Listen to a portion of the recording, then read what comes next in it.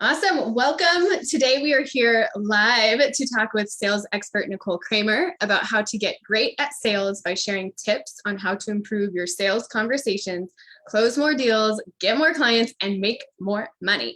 Nicole Cramer is a passionate sales expert who coaches female health and wellness entrepreneurs how to start conversations that lead to clients through her proven sales system that she has used to generate a fully booked roster of private clients with a paid in full waitlist. Nicole specializes in relational selling techniques and teaching how to start meaningful conversations that work in business and in all areas of life. Nicole focus is on high touch relationship based selling, where making the customer is more important than making the sale. And as a certified health coach, Nicole is dedicated to making this world a healthier place by teaching other health and wellness coaches how to sell themselves and find the clients who are meant for them. Welcome, my friend, my peer, and Miss Sales Expert. Welcome, Nicole. Thank you. I'm so happy to be here. I always love having time with you and being here in your community.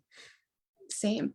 Well, welcome. And just to get started, I would love for you to give a little bit of your own background of how you got into sales, how sales has really changed your life, and how when we met, we were both health coaches and came into Gina DeVee's world. And she basically to both of us was like, no, you both are not health coaches. So I would love for you to share a little bit of your journey and experience around that. Yeah. And that was quite a shock, wasn't it? When we were like, wait, we're not health coaches.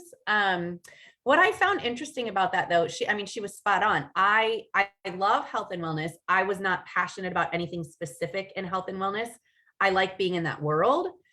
My skill set is in sales, and I couldn't necessarily see that for myself the way she saw it. But what I loved about what was pointed out to me is I'm still a health coach by helping health coaches get their work out into the world. So essentially, I'm still doing what was important to me about becoming a health coach, which was to make this world a healthier place. The way for me to do that, the best way for me to do that is to teach what I know well, which is sales, so that health coaches know how to sell and market their services so that they're helping more people. And it turns out I was just way more passionate about sales than I was about anything health and wellness related that I wanted to teach, right? We want to be really passionate about what we're teaching and sharing on. The other reason I love teaching sales, besides the fact that I'm passionate about it, is I didn't used to do it. And I want people to know I'm not any different than anybody who feels salesy, pushy, who's afraid of sales. I have felt all those things. And that is how my journey with sales started. I was a high school teacher. And that's one of my things that I love sharing with people. Like, I'd never sold anything. I taught high school math for 15 years. I have a competitive streak in me. So when I jumped into the corporate world of sales, there was a desire to compete, chase the carrot, if you will, and a desire to figure it out and be really good at it. You know, part of what we are doing as entrepreneurs is we have to make a decision and commit to it. When I was new to sales, I made a decision and I committed to it, and I figured out how to become really good.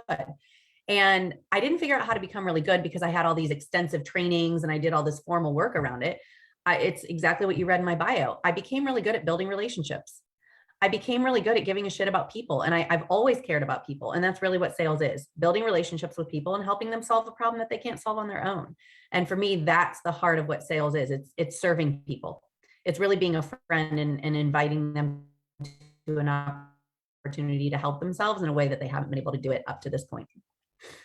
Yeah, absolutely. And I love that in this building the confidence around selling, because I think that's the biggest piece is people feel like either they're selling themselves. And so they're like, oh my God, I have to be perfect first, or like know exactly what to do in order to sell anything, or, you know, have that all lined up. And I'd love for you to share a little bit, because you have a background in teaching and a background in sales where you were at the top of your company and you really paved your own way. And as it moved into you taking your coaching practice online, there's still a learning curve there. And I'm curious, what were some of the elements around building your own confidence and becoming a sales coach when that was also new for you and also a learning curve? Because I think there's an element where people are like, yeah, well, she was a teacher and she was in sales, so it's like easy for her or whatever. So I'd love for you to speak a little bit about that as well.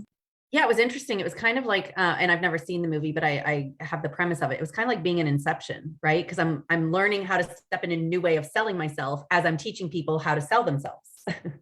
And the other way that it always feels like Inception, every time I'm on a sales call with somebody, I'm very clear that what I'm doing on that sales call is what I'm going to be teaching them how to do once they step inside of my program. So there's always that element of like, oh, I'm showing you right now what we're going to be learning. And to your point, you know, when I was in my corporate job, I was really successful. As you said, I was at I was number one in the nation for a couple of years in a row. What I was selling was a service, but it was for my company. When you step into being an entrepreneur and you're essentially selling your IP, your intellectual property, you're selling your creation, your thoughts have become things, it becomes much more personal and it feels very vulnerable. And there's a level of, you mentioned the word confidence, there's a level of confidence that has to be built around who you are and the message you're putting out into the world. Because if you aren't convinced of it, good luck convincing anybody else. And so it's a little bit easier when we have a product or a service that's not, I don't want to say it's a little bit easier. It's just a different mindset when you're selling a product or a service that's not yours. But when you're stepping it into your own business and your own product or your own service, it's like, oh, this is my thing. Otherwise, you're kind of hiding behind that product and service when it's not yours, but really it's you. You're the brand, you're the thing, you're the service, you're the thoughts. So it is a different mindset, and it does, I would say confidence is the number one thing that people need to develop. Because without that, that's really what sells. That's the energy. That confidence is the energy that people are attracted to. And one of my favorite sales lessons that I ever learned when I was new to my corporate job is people will buy, regardless of what you're selling, people are going to buy from you because they like you. That's it. They're going to buy from you because they like you.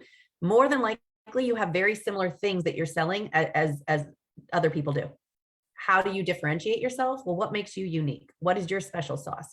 What is it about you that can set you apart from anybody else who does what you do, so that people really are buying because of you and your energy? And that comes through when you build that confidence. Yeah, absolutely. And I think, as you said too, when it's IP or intellectual property of somebody, they're creating a course or they're creating their own body of work or systems versus like, oh, I have this product that you can buy and we can try it and put on like face lotion or whatever the thing is. Right. And this piece around building confidence, what have you seen has worked with your clients to help them start to believe in themselves when they haven't done it before, right? We've had conversations when we were both starting where we're like, how do we teach this when we haven't done it yet, kind of a thing, even though we have the skill set to know that we can help with the transformation or people getting clients or those kinds of things. So I'm curious of what you've seen with your clients or in your own experience as well. I would say more than anything else, the confidence, we become by being. So first of all, you've got to make a decision that this is possible for you. If you don't believe that it's possible, it's never going to happen, right? You're never going to outperform your own expectations. You're going to perform up to the level of expectation that you have for yourself. So you've got to do the mindset work, the inner work, the worthiness work around the fact that that this is possible for you. And there's going to be a lot of wonkiness that comes up along the way where your fears are going to, chime in and be like, this isn't possible for you. You suck. How could you think, and all of this is why, and I know you've heard this many times because Gina used to say it to us, entrepreneurship is a huge self-development journey. So it's about what's the strategy that I can use, because the strategy does not matter and it will fly out the window if you don't have the connection and the confidence and the wherewithal that this is possible for you and why you're doing it. And that's why I say, like, we become by being. So how do you start stepping into that? The number one way that I help my clients with this is I have them start conversations. I have a signature conversation system that I teach in my program. And when you're getting out there and you're talking to people, that's building that confidence. That's giving you that practice. It's giving you those reps. And without getting out there and talking about it, you're not strengthening that muscle. You're not feeling your way into the confidence. And that practice, getting out there, starting conversations, is how you start to really build the confidence and the conviction that you need to speak with when you're talking about yourself and what you do to other people. So I would say starting conversations, getting interested in other people, asking them questions, and they'll in turn ask you questions, and you'll get a chance to talk about what you do. And that's going to help you be more confident in sharing about it.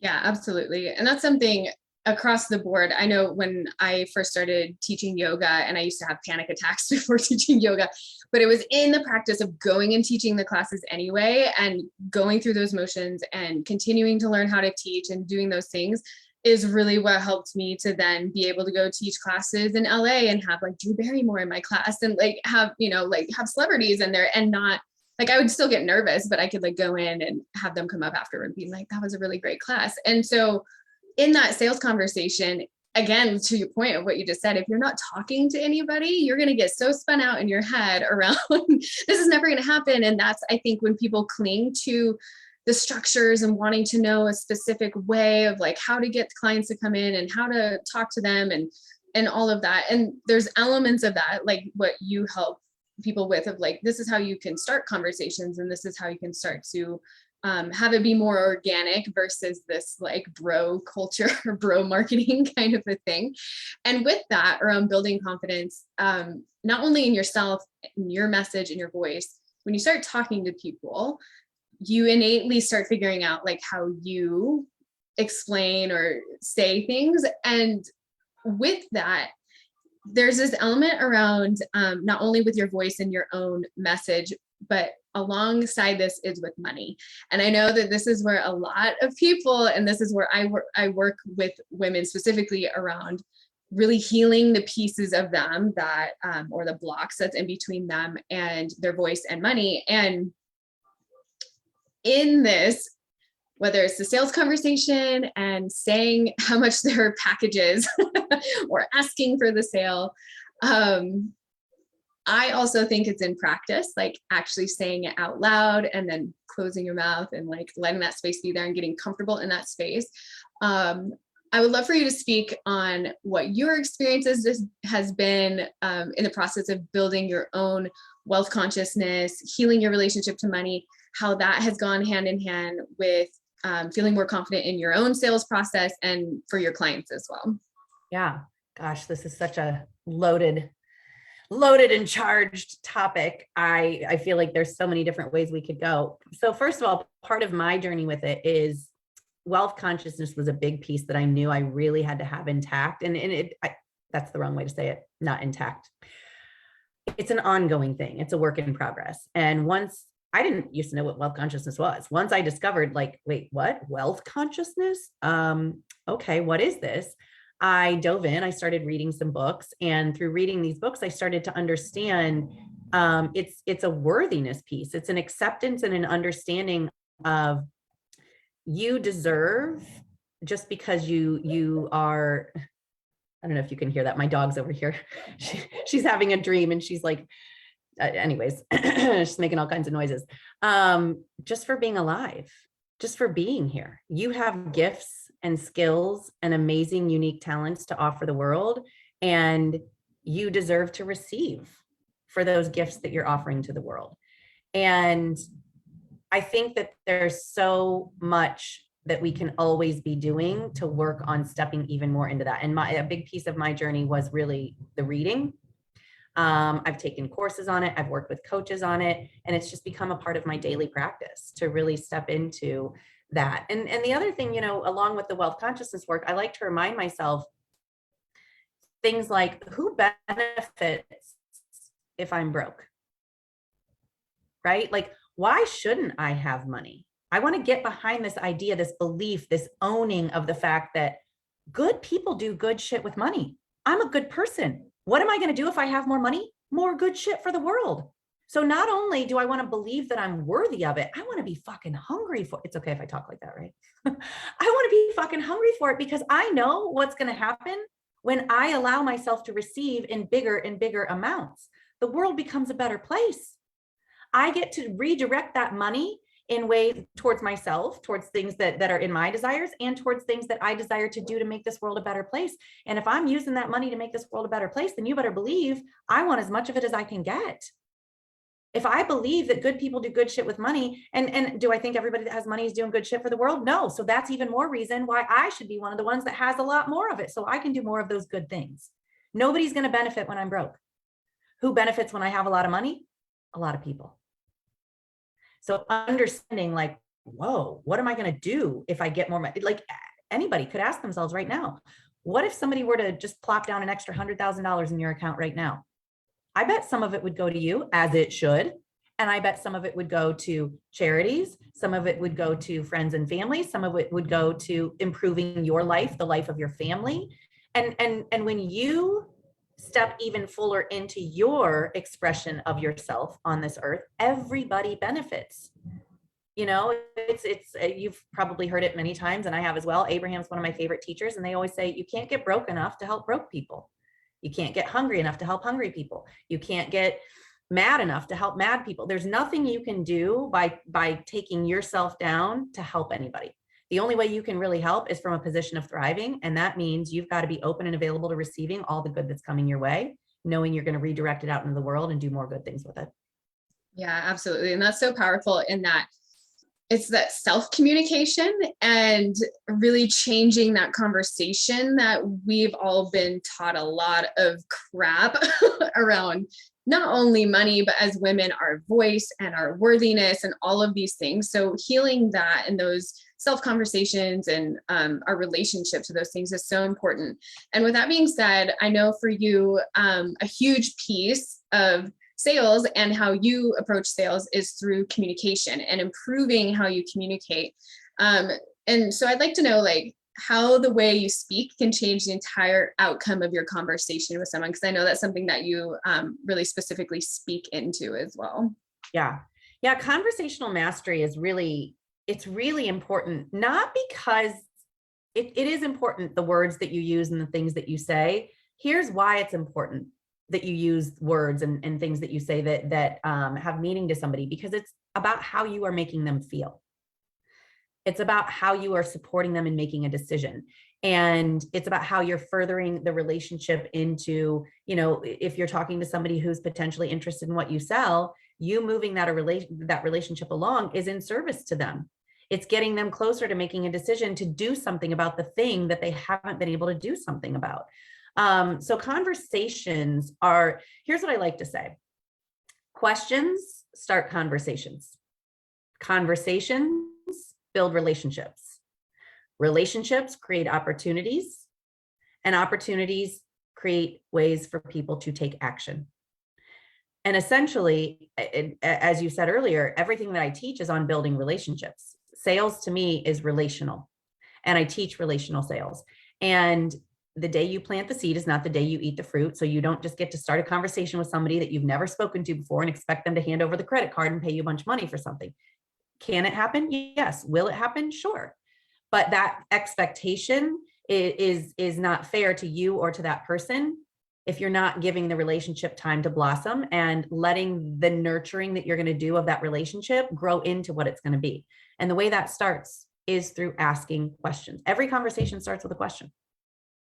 And when you have the courage to ask the questions, then you start conversations with people. Those conversations bring up clues, build relationships.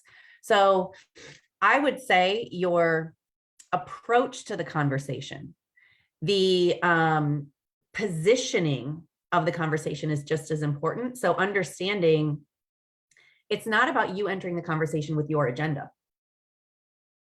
We want to remember there's two people in this conversation. You going in going, oh, I need to sell this thing. I need to sell my product. I hope they buy from me. It's making it all about you. But sales is relational. There's a relationship here, right? I mean, I think this is fair to talk about in this group because I know you well enough, Nicole. It's like it's like being intimate with somebody and going in and expecting you're the only one that's going to get off. Like, there's two people here, right? And so we always want to think like, what's in it for them? Why do they want to be a part of this conversation? What value am I providing? How am I nurturing them? How am I wanting and making them want to be even more a part of this conversation? So there's actually 4 tips that I talk about with conversational mastery that I think are really important for people to position themselves, to get an idea in their mind of how to approach the conversation. First of all, be prepared. Know what conversations you're going to be in. Once you get some reps with this and you've had some specific sales conversations, you'll hear very common objections come up over and over again. Make sure you're keeping a list of the objections you hear very often. And we all hear the same ones: time, money, spouse. We all hear the same ones. Be prepared for them. Know how to handle them so that you're handling that objection before it handles you. So the first tip is be prepared. Know what conversations you have coming up. do a little bit of research, do the work before the work, do what it's going to take for you to feel like you are entering into that conversation with some context. The second thing I say is go in with curiosity. Don't go in being a know-it-all. Don't go in being so certain that you're like, I'm going to tell you what you need. Nobody wants to be told what to do, and nobody responds well to that. But if you go in with the mind frame of curiosity, you're going to go in asking questions. You're going to go in getting that person to talk, and you're going to understand what is motivating them to be in this conversation, what's motivating them to want to continue this relationship. The third thing is build empathy. People do things for their reasons, not yours, right? It's like what I said a minute ago. What's in it for me? What's in it for them? And understanding what's in it for them, understanding what's making them want to move, what's making them want to make a change, understanding their reasoning is really important to you building that empathy, because the thing that people want more than anything is they want to be cared about. They want to be cared about. And if people like to buy, they don't like to be sold. And if you go in and you're making it about your agenda and what you want for the outcome of the call, and you're not building that empathy, you're not showing that you care, then they're feeling like they're being sold to, and they are.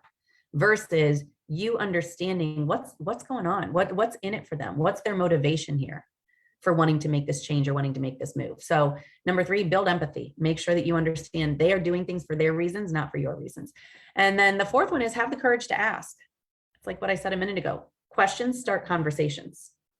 Conversations turn into relationships. Relationships are what create the opportunities, and that's what makes people want to take action.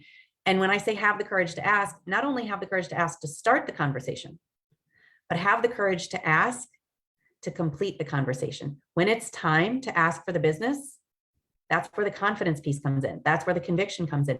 That's where the building curiosity and being empathetic comes in, because now you understand why they want to make this change. And now you have the courage to ask and the confidence to ask because you know why they want to make this decision. So the fourth tip is have the courage to ask to start the conversation and to complete the conversation when you see the opportunity to ask that person to work with you, when you see that you really can help them and that they really have a desire for the help. So those are the things that I think make a conversation really powerful. And when we approach conversations, thinking of those 4 things, the conversation has a very different feel for both people that are involved in it.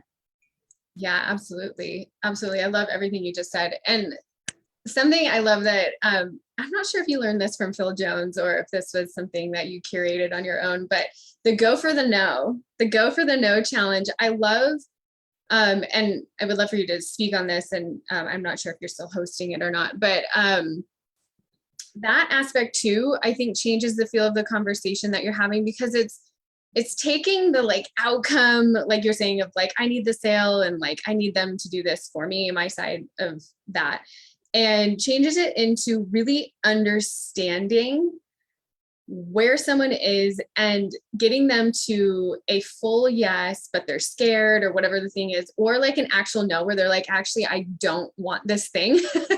And getting that in service to someone to really getting them into their yes and their no. And especially with women, where a lot of the time women are saying yes when they really want to say no, and they're saying no and they really want to say yes. And I think this is another way too of healing that conversation around like, what is your yes and what is your no?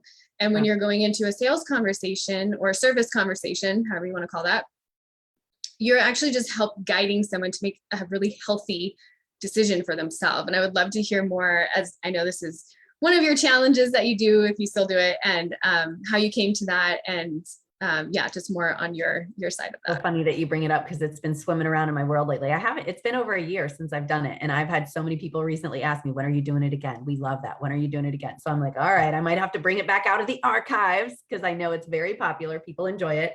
And I'll say this, I love to give credit where credit is due. So I'm going to give it to myself right here. I actually created Go for No. Love Most it. of the stuff that I teach on and that I learned did come from Phil Jones, if I'm being honest. And now, as you know, I'm mentored by him. I'm one of his certified guides. So I love teaching his work, because his work is what taught me so much about sales and the art of communication. And it was a game changer for me completely. And so I love knowing that sharing that work in a bigger way is going to help people the same way it helped me. But I'm going to toot my own horn. I did come up with Going for No. Celebrating that, and let's toot the horn here, because it's really good. Yeah, it was a really great challenge. I went through it. So yeah. Awesome. Thank you. Yeah. Thoughts become things. That was a thought in my head, and here it came from actually a conversation with a client because, so this was a private client, and from week to week, she would get on the call with me and she's like, I still don't have sales. And I was like, all right, well, how many conversations are you in? She's like, well, I mean, I talked to a couple of people, but nobody wants what I have. I said, how do you know? She goes, well, because nobody wants it. And I said, how many people did you talk to this week? And she was kind of like hemming and hawing. And I finally said, did you even have any conversations? How many no's did you get? And she looked at me, she goes, no's? I said, all right, why didn't you start conversations with people? She goes, because they were all going to tell me no. I said, great. So you already know they're going to say no, right? And she goes, yeah. I said, go get 25 no's before we meet next week. And she goes, what? I said, you heard me. You just said that they're going to say no. This should be the easiest assignment I've ever given you. Go get 25 no's. And she was mortified because ultimately what I knew in that moment is she hadn't actually been starting any conversation. She was just stuck in her head and spinning out about the fact that nobody wants what I have. And I'm just going to decide that in my head. And I'm not actually going to ask people. I said, go get 25 no's. And you know what happened on her road to those 25 no's? She got some yeses. She got some sales calls. She got some people interested in it. Now, I didn't just send her off unprepared. I gave her the things to say. That's one of my strengths is I help people start conversations. So I said, here's how you can go start conversations. And she did, and she got some yeses. And I was like, oh, this was really fun. What if I had everybody go for no? And literally I looked at my VA and I said, what if we create a challenge around this? And we just kind of built a plane as we were flying it and created as we went along. And it turned out to be really fun and wildly successful because that's exactly what happened to everybody who went through the challenge. They went out and they went after a no. Therefore, they're unattached to the outcome. You're not so attached to this. Oh, I hope it turns into a sale. It's like, no, I was just told to go get a no. I can get a no. And then people started saying, well, tell me more about that. What do you mean? And I think it just opens up your mind to being willing to start conversations, knowing that there's no pressure. I'm not asking you to go to get a client. I'm asking you to go get the thing that you pretty much have told me is the easiest thing for you to get. I know. So go get it. And let's see what happens along the way. I love it so much because I feel like that people be like, well, fuck it. People are going to tell me no anyway. So I might as well go do the thing. Big deal, right? Let me just put it out there. I mean, you can't lose. It's like, you can't mess that up. I'm telling you to go get no's. And if you have no's every day that you've got to get, in the challenge, we did like 10 a day. You're going to get yeses. Every time I ran that challenge, people got clients every single time. I love it. We're gonna maybe there's little pings coming in around hosting it again sometime soon. And something I've noticed, I know when we were first starting out and clients that I've worked with that are just starting out, there's this huge thing around not knowing where to find clients. And part of that sales conversation of how to initiate conversations without cold call, unsolicited, we've all gotten those text messages, DMs, whatever, that's like a whole long script. Like they don't even know you. They're pitching you. And you're like, I'm just going to block this person now and delete this message. So what are some of the things that you've helped either with yourself or your clients around finding your people? And I know we went to a seminar, a Phil Jones seminar years before the pandemic. And he was talking about having the photograph of your person. He's like, if you go to Times Square and you're looking for your mom or your sister, whoever he said, and he's like, and you're asking people, have you seen my mom? And people are like, what the fuck? No. Right. But then if you have a picture and you are like, she looks like this and this is her, it's going to be a lot easier to find your mom versus just going out there. So I'd love to hear any ways that you've found helpful for yourself or your clients around starting conversations that are moving from stranger just met, they're new to you, you're new to them, and going and finding the people that you're trying to serve. So I have a couple of really powerful lines that I'm going to share with everybody. So I want everybody to have a pen and paper ready because I'm going to share these in a minute, but I will speak to some of the things that you said. First of all, I like to remind my clients, it's not as much you finding your clients, it's can they find you? So many people are like, where do I go find? Well, if you're always out looking and digging around, are you in one place where people know where you are? They've got a problem, they're in pain, they need a solution, they don't know how to help themselves. Do they know that you exist? And if they don't, why not? And I like to use the lighthouse analogy. The lighthouse doesn't go around looking for boats. The lighthouse stays in one spot and shines its light really bright, and so that the boats know where to come. Now, do you have to be a detective in your own business and get creative about where you put yourself? Absolutely. You better know where your ideal clients hang out. You better know who they are so well. It's called a missing persons list. You better know those demographics, those criteria so well that not only could you put yourself in more places where those people hang out, but you could tell somebody, let's say that you can't go to Times Square yourself and you've got to send a representative. Does that representative know who to look for in Times Square, know who to start conversations with in Times Square that are going to benefit from the work that you do? And a lot of coaches, when they start out, they're like, I just want to help everybody. No, you don't. And no, you can't. And that is a recipe for disaster. And it's going to take you out of business faster than you could even say help. It's just, you can't, when you're trying to help everybody, you're going to help nobody. And I get it. It comes from a big heart and a desire to serve. And it also comes from a place of lack and scarcity, to be honest. When people are like, I can help everybody, it's because you're afraid if you niche down specifically to a group of people, you're afraid you're cut, but they might have wanted to pay me, or they might have wanted to pay me. Yeah. And you're also not the best person for them if it's not within your area of expertise. So you've got to stick with what you know really well, become known for that thing. You can always expand and grow into other things, but you've got to stop trying to help everybody because you can't. It would be like you and I were just talking about John Mayer. I went to the John Mayer concert last week, huge fan, right? I wanted to go. I didn't have a person. I was new to Nashville. I didn't know anybody yet to ask to go with me.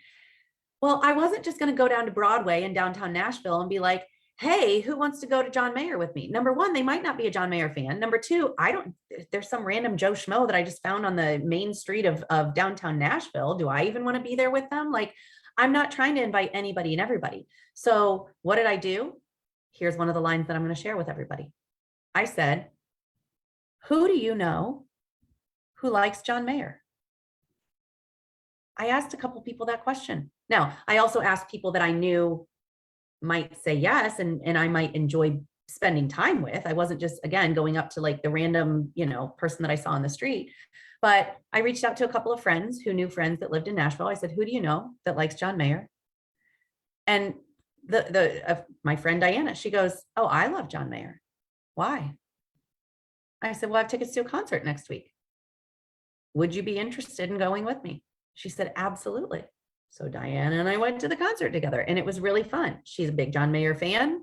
It made sense. Of course, I love talking about John Mayer, but I don't want to go on it. But the purpose of that example, I want people to know, like, you want to invite people in who are really going to benefit from what you do, who you can truly help, and who you are excited about spending time with.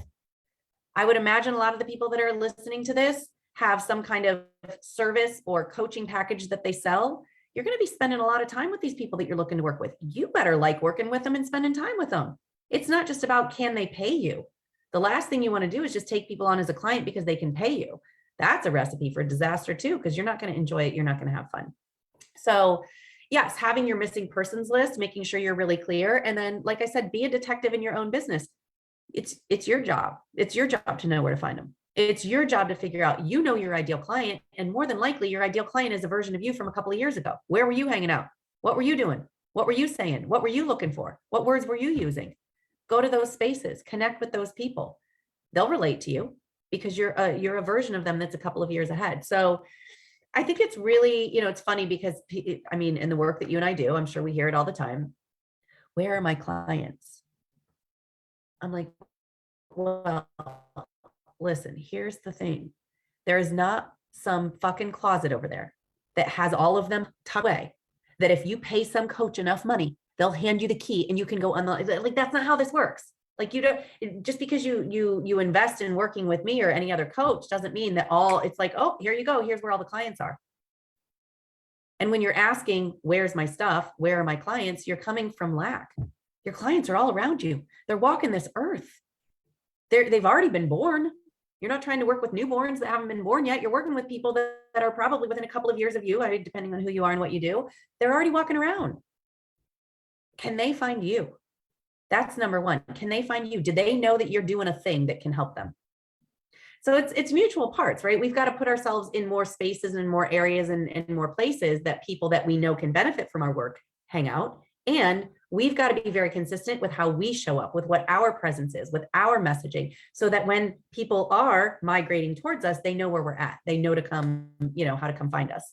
And if anybody wants it, I'm just going to put in this shameless plug here. I do have a free training called 33 Places to Find Clients. So after saying all that, I will tell you, go watch my training. I have my private clients go watch it, and they are blown away at how many ideas they come up with after watching it. So I'll make sure I give you the link, or I'll put it here in the comments. I was say, yeah, we'll put it in with this for sure. Yeah, absolutely. And this, I think this was something in Gina's world that we would talk about too, is where being in business is so much like dating, and what you're just speaking to around being consistent and showing up and having that confidence, and that just all of that is the same recipe for finding, like, if you hire a matchmaker, you can pay a matchmaker, but if you're not going out on dates, if you're not talking to guys and you're not weeding out the ones that aren't a good fit, like, you don't want to have somebody in your life just to be there, like bad clients. I'll say bad clients, quote unquote, when, let's say, they're not a right fit, but you keep them around and or don't have that conversation. So there's so much to that, where if you are someone that is good at dating or good at relationships, like seeing how you can weave in those characteristics, those traits, those ways of being into your sales conversations, into your wealth consciousness, all of that, where you're really owning that this is what I want, I'm claiming it, and I'm going to show up. People are going to know where to find me. Like, when you're single and right. And you're like telling your friends, like, I'm looking, this is what I want. Sign me up for John Mayer. Hook me up with who knows, John Mayer, hook a sister up. Who can connect me with John? I'm just putting it out. I'm going to tag him in this podcast when I put it out. I'll be like, listen, we're both single ladies here. John, send it. You're right. How would I ever get to John Mayer if I wasn't saying out loud, hey, that's who I'm looking for. That's who I want to connect with.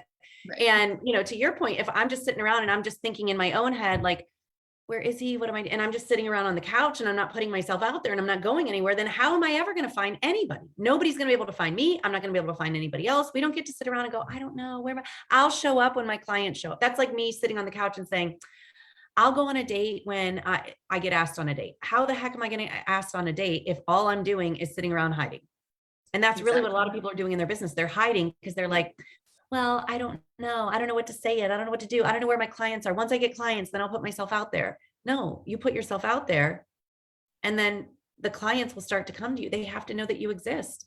And if I'm sitting around on my couch all the time and I'm not going out and being social, then I'm probably not going to find dates. I could pay a matchmaker, but like you said, if I don't go on the dates that the matchmaker sets me up on, then what good is that doing me? And also, again, where am I going when I do put myself out there? Like, I don't drink. I don't go out and party. I used to. The version of me that used to do all that stuff, but I don't. So for me now, I'm new to Nashville. I'm not going to go down to Broadway and be walking up and down where all the bars are trying to meet somebody. No judgment, but that's probably not the best place for me to interact. Where am I going to go? I'm going to look for group activities like hikes that a bunch of single people are getting together to do. I'm probably going to go hang out at Whole Foods, and that's where I do my grocery shopping. I have a better chance, what activities do I like to do? And where is the kind of person that I might want to date and spend time with going to hang out? I'm going to put myself in those spaces more often. That's what we need to do as business owners. Where do my ideal clients hang out? Where can I show up there? Where can I interact with more of them? Where can I provide value to them and attract them into my world? Exactly. I love it. I love it. Okay. So we're going to put in the 33 places, speaking of where to go find yourself some clients or a man or whatever the thing is there anything else you have going on right now? How can people connect with you? Would love to give those resources to people. Can I drop one more nugget and one more, I'm going to give a homework assignment with it, but if I can share. Of really course. Valuable. Yeah. Bring it. One of the best ways, and I want everybody to write. So I gave you a phrase already. Who do you know?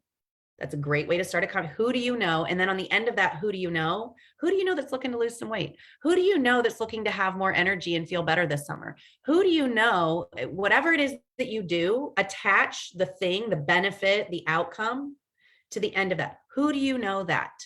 And here's what you're doing when you say, who do you know? You're kind of talking through the person that you're asking. It's very rejection proof, right? Like when I asked my friend Diana, who do you know that likes John Mayer? She could have been like, ew, John Mayer. And it's rejection proof. So what if she doesn't? I wasn't saying to her, she knows him or she might like him. Who do you know that likes John Mayer?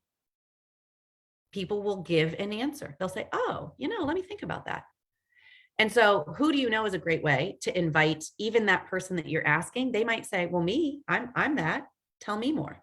So that's a great way to start a conversation. Another one along those same lines is this line right here. This might not be for you, but. And when you say this might not be for you, again, you're saying no pressure because I'm already acknowledging this might not be something for you. And when you use the word but, it negates everything that came before it, right? So normally we're told don't use the word but because it negates everything. That's exactly what you want. You want the word but to negate it because you're saying this might not be for you, but I'm going to tell you about it anyways. And you know what the subconscious brain of that person does? It says, let me decide if it's for me or not. I want to know more. Tell me more. If somebody says, hey, I love all the outfits that you wear, but you're gonna be like, but what? Let me you want to hear what's going to come after that but. So what you've done is no pressure. It might not be for you. I'm gonna negate all that and I'm gonna say the thing. And now you've gotten the person focused on the thing you're about to say because they're not listening anymore to what you said before. I like all the outfits you wear, but what? Tell me the rest. So it's a really great way to rejection-free introduce something to anybody at any time. And that's what I said I teach inside of my programs is conversational mastery. So how do you start the conversations? Those are two great phrases that I want all of the people that are listening to this to go out and use. This is your homework. The teacher in me is reappearing. I want you to go do homework and I want you to report back to me. I'm on Instagram at the Nicole Cramer. And I want to hear from you. Send me a DM. Let me know, how did these phrases work for you when you went and used them to start conversations? And more than likely what you're going to find is when you ask, who do you know? The person might say, oh, let me think about that. I'll let you know. Or they might say, well, me, I'm interested in that.